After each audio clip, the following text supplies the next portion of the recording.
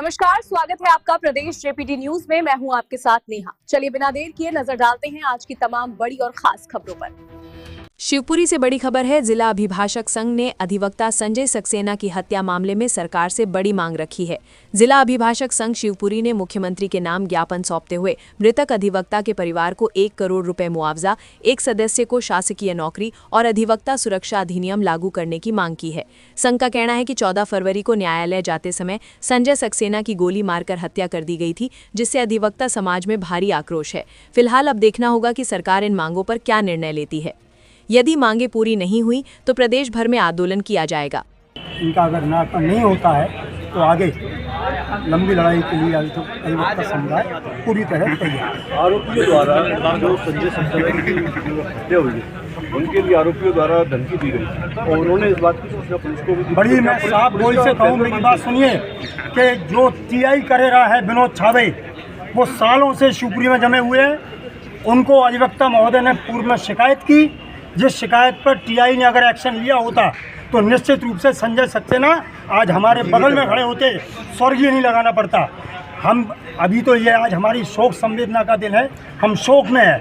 आगे कल परसों में हम एसपी साहब से मांग करेंगे कि विनोद छावई को निलंबित किया जाए, इस जिले से बाहर भेजा जाए।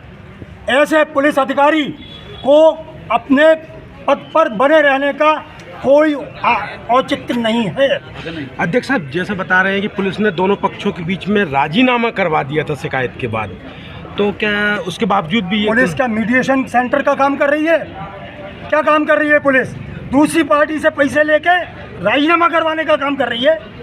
क्यों एक्शन नहीं लिया? क्यों निरोधात्मक कार्रवाई नहीं करी गई?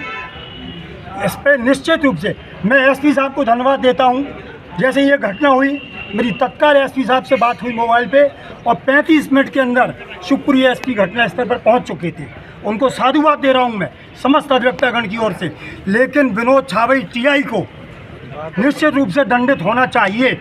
इसके लिए हम कल से अपना एक नया मूवमेंट चालू करेंगे और अगर ये मांग नहीं मानी जाएगी तो प्रदेश स्तर पर अधिवक्तागण हड़ताल करेंगे। अध्यक्ष साहब, एक चीज़ और, अभी तक इसको है ना व्यक्तिगत रंजिश माना जा रहा है, लेकिन जैसी मेरी बात हुई थी एडवोकेट संजय सक्सेना के छोटे भाई एडवोकेट कुलदीप सक्सेना से, उनका ये कहना था कि जिस दिन ये हत्या हुई उस दिन वो एक उनके भले ही व्यक्तिगत ज़मीन का मैटर था, उसकी तारीख करने जा रहे थे, उसकी पैरवी करने जा रहे थे, उसकी गवाही दिलवाने जा रहे थे। तो ऐसे में इस मामले को व्यक्तिगत माना जाएगा? बिल्कुल नहीं, पर्सनल किलिंग नहीं है, ये प्रोफेशनल किलिंग है। ये एक अधिवक्ता की हत्या नहीं हुई है, अधिवक्ता समुदाय की हत्या हुई है।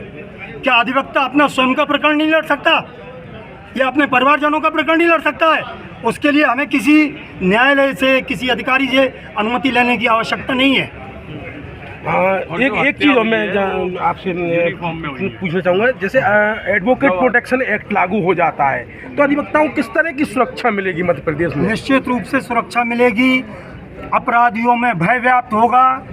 जिस प्रकार डॉक्टर्स और क्लिनिकल स्टाफ के लिए एक एक्ट लागू हुआ है जो मध्य प्रदेश में लागू है, उस एक्ट के कारण अजमानती अपराध है वो। आज हम पिटते हैं तो 294, 323 के मुकदमे कायम होते हैं। कल जब अधिवक्ता समुदाय पे हमला होगा तो नॉन बेलेबल ऑफेंस में केस रजिस्टर्ड होगा।